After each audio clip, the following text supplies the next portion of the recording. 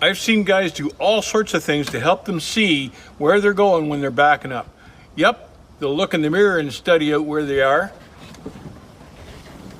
Or they'll hang out the window to look to see where the trailer is.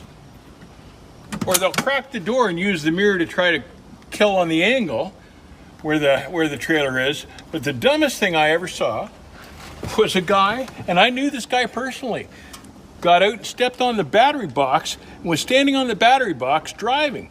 And what happened was the trailer hit the building, the jolt knocked him off the battery box, and there he was lying on the ground with the truck running in gear beside him, bumping back and forth on the dock. Dangerous move to do.